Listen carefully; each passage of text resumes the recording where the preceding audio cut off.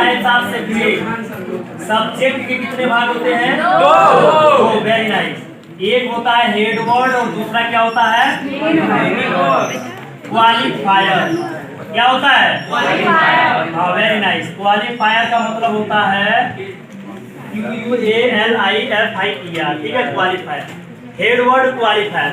जैसा कि head word को हम हिंदी में मुख्य शब्द या कर्ता भी कहते हैं। क्या कहते हैं? मुख्य शब्द या कर्ता भी कहते हैं। कोई doubt? No doubt. Very nice. यहाँ पे देखिए क्वालिफायर को हिंदी में भैया विशेषक भी कहते हैं। क्या कहते हैं? विशेषक। अब देखिए यहाँ पर नाम से ही स्पष्ट है कि क्वालिफायर जो सामने है और हेड वर्ड किसे कहेंगे। अब यहाँ पे देखिए मुख्य शब्द का मतलब क्या हुआ? जो किसी भी फिल्म का कोई हीरो होता है ना, अभिनेता एक्टर होता है ना, तो किसी भी सेंटेंस का एक हीरो की भूमिका निभाने वाला, मतलब मेन भूमिका निभाने वाला कोई न कोई वर्ड तो होगा ना, तो उसको हम सब्जेक्ट कहेंगे। क्या कहेंगे? सब्जेक्ट। फॉर एग्जाम्पल दैट अगर मैंने यहाँ पे लिख दिया अ बॉय रन्स, एक लड़का दौड़ता है। क्या मैंने लिखा? एक लड़का दौड़ता है। Very nice. यहाँ पर देखिए ये बॉय, इस वाक्य का मेन हीरो कौन है? बॉय। यानी कि किसी वाक्य का जिस पर सारी चीजें निर्भर हो, या फिर उस सेंटेंस को जो अपने आप पर पूरा कवर करती हो, अपने आप पर पूरा कवर, हाँ, मतलब ऐसा प्रतीत कराती हो कि मेरे ऊपर ही सब निर्भर है, ठीक है, उसे कहते हैं हेड वर्ड, मुख्य शब्द या कर्ता। बाय द वे मान लीजिए मैंने यहाँ हेड वर्ड को काट दिया, ठीक। अब और अंश एक दौड़ता है, क्या कुछ आता पता है? नहीं, इसलिए गलत हो जाएगा सेंटेंस, क्योंकि इसमें हेड वर्ड नहीं है, हीरो नहीं है। जब किसी फिल्म का हीरो नहीं होता है तो फिल्म क्या हो जाता है जी? फ्लॉप हो जाती है। फिल्म क्या हो जाती है? उस सेंटेंस में आपको मेन वर्ड या फिर हेड वर्ड या फिर इसके अलावा प्रेडिकेट का होना अनिवार्य है, जिसे हम बॉक्स कहेंगे। क्या कहेंगे? बॉक्स कहेंगे। अब एक चीज ध्यान दीजिए, जो हेड वर्ड के पहले आता है ए एन या दो के रूप में, किस रूप में? ए एन या दो को आर्टिकल्स भी कहा जाता है। क्या कहा जाता है? Articles. There are two types of articles, first definite and second indefinite. एक होता है डिफिनिट आर्टिकल्स और एक क्या होता है? Indefinite articles. डिफिनिट आर्टिकल्स किसे कहते हैं? ओनली दो को। किसे कहते हैं? दो को। और ए और एन को क्या कहते हैं? Indefinite articles. क्या कहते हैं? Indefinite articles. Very good. अब एक चीज समझिए आप जरा, यहाँ पर आप देख रहे हैं इस फिल्म का, ये एक फिल्म मैं मान रहा हूँ, ये जो सेंटेंस है एक फिल्म मान रहा हूँ, तो इसका जो मेन रियल हीरो है वो बॉय है, तो बॉय तो भैया हेड वर्ड हो गया, कोई doubt? No doubt. Very good. लेकिन यहाँ पर अगर मैं बॉय को काट देता हूँ और हम से लिखता हूँ तो सेंटेंस कंप्लीट नहीं है। ओके, हमारी बात समझ में आ रही है ना? कंप्लीट है, सेंटेंस कंप्लीट है, बट ए को हम क्वालिफायर कहेंगे। ए को हम क्या कहेंगे? क्वालिफायर कहेंगे। वेरी सिंपल, ए को क्वालिफायर कहेंगे। ए को क्या कहेंगे? क्वालिफायर कहेंगे, विशेषक कहेंगे, ठीक है ना? अब एक बात और ध्यान दे लीजिए, हमारा क्वालिफायर का मतलब होता है विशेषक, विशेषक का मतलब होता है जो मेन या हेड वर्ड के पहले आकर कुछ संबंध बताए या फिर विशेषता प्रकट करे। या विशेषता क्या बता रहा है, संबंध क्या बता रहा है कि लड़का क्या है? एक है। मतलब यहाँ पर लड़के को और जो है संबंधता के रूप में दर्शा रहा है, ठीक है, या फिर आप कह सकते हैं साइन कर रहा है। अब एक चीज देखिए, यहाँ पर ए को आप क्वालिफायर कहेंगे, बॉय को हेड वर्ड कहेंगे।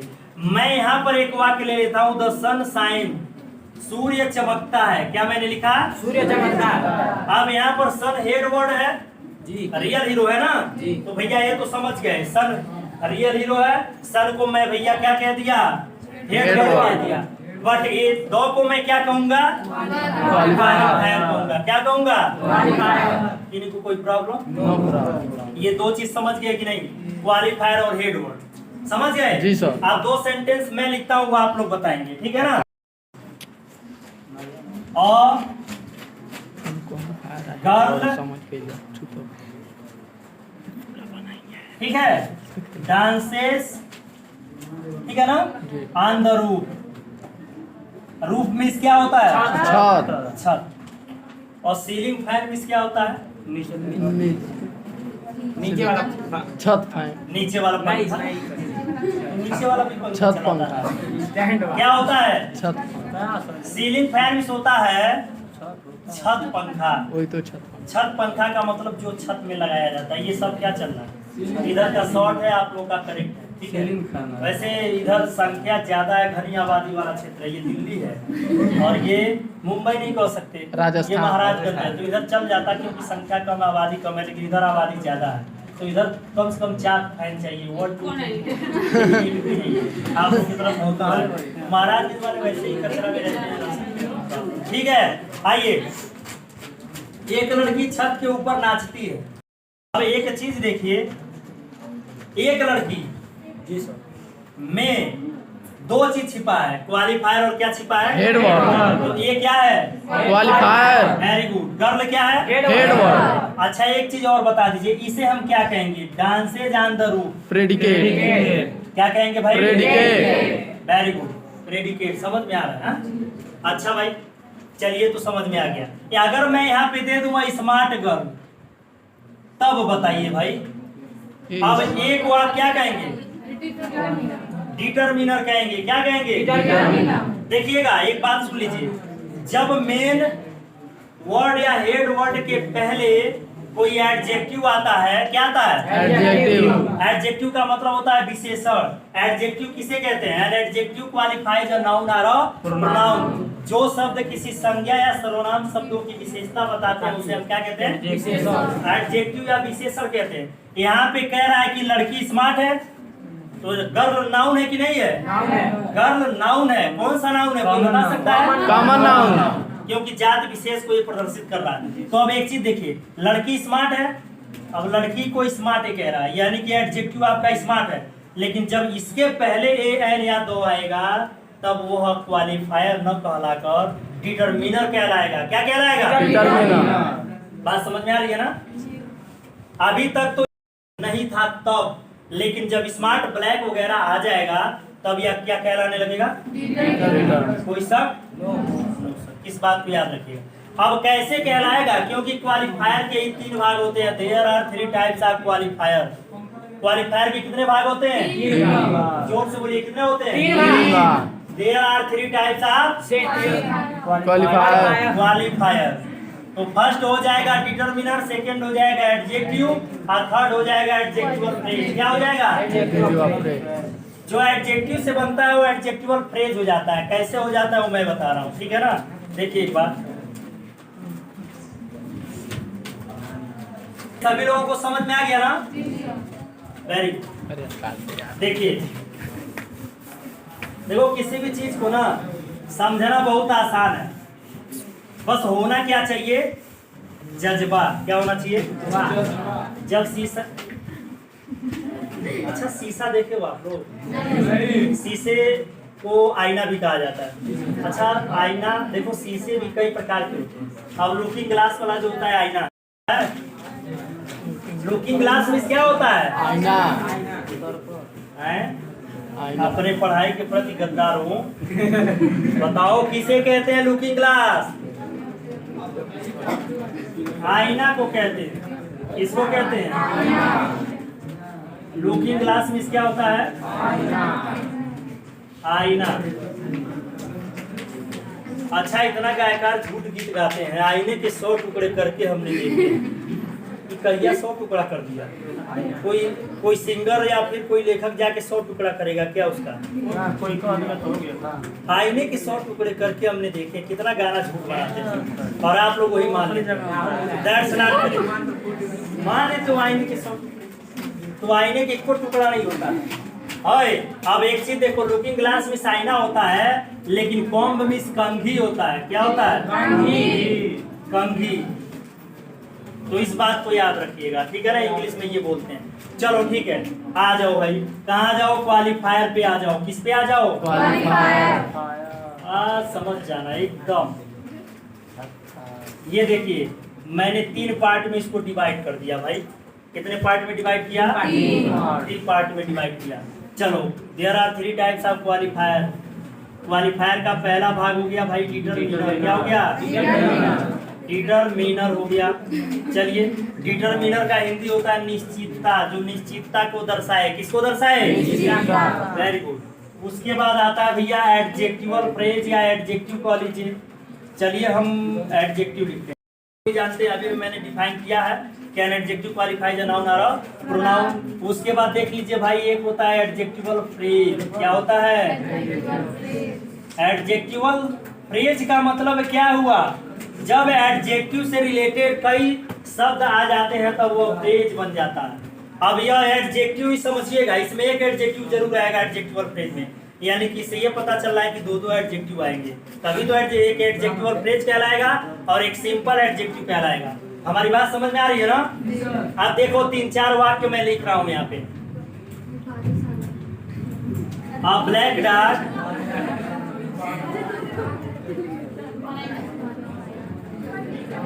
चलिए मैंने क्या लिखा? ओए, a black dog with sharp teeth is क्या हो जाएगा? barking। क्या हो जाएगा? देखिए, एक काला कुत्ता अपनी नुकीली दांतों के साथ, यहाँ पे अपनी का इस्तेमाल नहीं करेंगे क्योंकि यहाँ पे दिया नहीं है, तो एक काला कुत्ता नुकीली दांतों के साथ क्या कर रहा है? इस बार्किंग, भौंक रहा है। क्या कर रहा है? अब एक चीज बताओ, आप ए को क्या कहोगे? डिटरमिनर। क्या कहोगे? डिटरमिनर। और अगर ये ब्लैक नहीं जाता तब? क्वालिफाई। अगर यहाँ पर ब्लैक नहीं रहता तो ठीक है ना? जब मैंने यहाँ पर एडजेक्टिव ला दिया तब ये बदल गया, इसका नाम कुछ और हो जाएगा। ठीक है? अच्छा, जब कोई बच्चा पैदा हो जाता है, चाहे लेडीज हो या फिर जेंट्स हो, वैसे तो बच्चा आपका बच्चा ही है, तो वेरी सिंपल, वो कॉमन है, उसको ना लड़की बोली जा सकती है ना लड़का कहा जा सकता है, बच्चा लोग बोलते हैं। लेकिन एक बात ध्यान दो, किसी लड़की का नाम राधा रख दिया गया तो उसके जो पिता हैं वो आगे चल के कहते हैं राधा की मम्मी क्या कहते हैं? और पहले कोई नाम रखता है, मान लो प्यार से गुड़िया नाम है तो गुड्डी गुड्डी कोई कहता है, कोई सोना बुलाता है या सोनी बुलाता है, मतलब एक प्यार वाली जो लैंग्वेज होती है उस तरीके का लोग यूज करते हैं, इस्तेमाल करते हैं। अच्छा, कुछ लोग डार्लिंग भी कहते हैं। हाँ, जय हर छोटे प्रिय सुनो, हर छोटे बच्चे अपने माता पिता के जो बहुत प्रिय होते हैं वो अपने माता पिता के लिए डार्लिंग, या फिर एक बाप उस बेटी को भी कहता है जिसे वो बेहद प्यार करता है, या फिर एक पति उस पत्नी को भी कहता है जिसे वो बेहद प्यार करता है। ठीक है ना? तो देखो अभी, लेकिन एक उपयुक्त चीज थी जिससे वो पुकारता था प्यार से, लेकिन बच्चा पैदा हो गया तो राधा की मम्मी, श्याम की मम्मी, किरण की मम्मी वगैरह वगैरह लोग पुकारने लगते हैं, नाम चेंज होता जाता है। तो सुनिए, मतलब औरत तो वही है, आगे चल के नाम चेंज कर दिए लोग, मतलब एक संबोधन जो है बुलाने का तरीका चेंज कर दिए। ठीक उसी तरीके से यहाँ पर भी समझिएगा, पहले हम और को क्या कह रहे थे? क्वालिफायर। अब इसी को समझ लें, जैसे पत्नी तो उसी की है ना, पत्नी तो दूसरे की होगी नहीं, हो पत्नी तो उसी की, भले राधा की मम्मी का या किसी की मम्मी। या एक चीज और देखिए, अगर मैं ब्लैंक को हटा देता तो यहाँ पे आपको आप क्या कह रहे थे? क्वालिफायर। लेकिन यहाँ पर अब इसकी शादी हो गई, बच्चा पैदा हो गया भाई, तब इसलिए इसको अब हम क्या बुलाएंगे? डिटरमिनर चेंज कर दिए, राधा की मम्मी डिटरमिनर हो गई। ठीक है? ब्लैक क्या हो गया? एडजेक्टिव। ब्लैक एडजेक्टिव हो गया, और क्या हो गया? डिटरमिनर हो गया। अच्छा, एक चीज बताओ, शार्प मिस क्या होता है? नुकीला। तेज होता है या नुकीला होता है? तो एक चीज बताओ, शार्प क्या बता रहा है? एडजेक्टिव का काम कर रहा है कि नहीं कर रहा? कर रहा। मतलब जो उसके दांत थे ये भी तो नाउन है। अरे भैया, टूथ मिस क्या होता है? और what is a plural of tooth? Tooth का प्लूरल क्या होता है? टीथ होता है ना, TOOTH। टूथ मिस होता है दांत, और टीथ मिस होता है बहुत से दांत। ठीक है? अब देखिए, तो नाउन है कि नहीं है? नाउन है ना। अब एक चीज देखो, उसके जो दांत थे वो, तो ये कह रहा है शार्प एडजेक्टिव है और इसके साथ में नाउन है, तो क्रिया रहित अनेक शब्द आए हैं, इसलिए बीथ से लेकर और टीथ तक, कहां से लेकर? विथ से लेकर टिथ तक आपके भैया हो गए एडजेक्टिवल फ्रेज। क्या हो गए? Adjectival phrase. और इस बार्किंग क्या हो गया? प्रेडिकेट। अब इस वाक्य में कोई बचा क्या? नहीं। अरे भाई बताओ, वाक्य में कुछ बचा क्या? नहीं बचा। ऐसा इसलिए क्योंकि मैंने सबको अलग अलग चुन लिया और को अलग ले लिया। वो क्या बन गया भैया? डिटरमिनर। ब्लैक क्या बन गया? एडजेक्टिव। ब्लैक बन क्या गया? हो, मतलब है। ऐसा होता है कि ब्लैक को एडजेक्टिव है तो है। अब यहाँ पर भैया विथ शार्प टीथ क्या हो गया? एडजेक्टिवल। अब ये जादू छू मंतर हो गया। कोई ऐसा है जो नहीं समझा? बोलो। Any student can any question? हाँ बोलो। खड़े हो जाओ। You stand up. खड़े हो जी। हवा उड़ा रहे हो क्या तुम? बताओ what's problem in this sentences? क्या दिक्कत है? बोलो। कोई दिक्कत नहीं है? बहुत बड़ी दिक्कत होती है जब आपको कोई दिक्कत नहीं है। सही फ्रेज में क्या होता है? क्या फ्रेज क्या फ्रेज भी होता है उपवाक्य। ये होता है कि जब कोई भी शब्द अपने साथ अकेला ना हो, जैसे एडजेक्टिव तो अकेला है यहाँ पे, है ना? अपना तो एडजेक्टिव है ही, साथ में कुछ अदर शब्द भी अपने साथ लिए हो, उसे ही हम फ्रेज कह देते हैं। वो फ्रेज बन जाता है। यानी जब कोई एडजेक्टिव की व्याख्या कर देगा, जैसे व्याख्या क्या कर रहा है कि जो दांत है वो तेज है, नुकीला है, तो जब व्याख्या कर देता है तो वही क्या हो जाता है? फ्रेज हो जाता है। जब एडजेक्टिव की कोई व्याख्या करेगा तो एडजेक्टिवल फ्रेज हो जाएगा। जब नाउन की कोई व्याख्या करेगा तो क्या हो जाएगा? नाउन फ्रेज हो जाएगा। जब एडवर्ब की कोई व्याख्या करेगा तो एडवर्बियल फ्रेज हो जाएगा। इस बात को याद रखना। कोई शक? Very good. अब 2-3 वाक्य हम लिखते हैं, उसके बाद आप लोगों से पूछते हैं, फिर ये पीरियड खत्म। फिर कल लिखाएंगे। क्या करेंगे? कल लिखवाएंगे। हाँ, तब तक हो सकता है। क्यूट गर्ल, क्या मैंने लिखा? Cute girl with fine dress,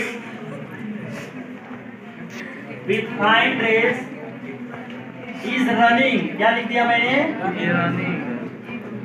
देखो, a cute girl with fine dress is running. ठीक है। फिर मैंने अलग लिख दिया,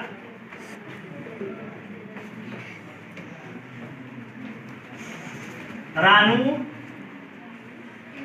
को छोड़ दो क्योंकि हाँ राम्या नहीं, राम्या साम्या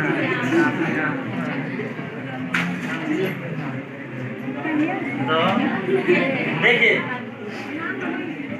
स्मार्ट गर्ल दूसरा लिखिए सर। अच्छा,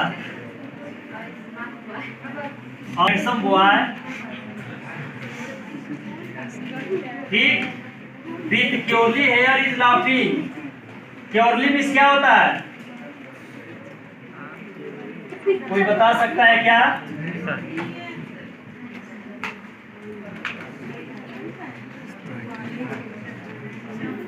देखो, handsome boy with curly means होता है घुंघराले। बहुत लड़कियों और लड़कियों के बाल घुंघराले नहीं होते हैं, टूटे टूटे टाइप के, उसी को कहते हैं क्योरली। ठीक है, कर्ली भी जिसको कहा जा सकता है। तो ये तो बहुत आसान है, जहाँ पे विथ लगा हो, जुड़ा हो, वो समझ लेना एडजेक्टिव फ्रेज है। और उसके पहले सब जानते ही हो,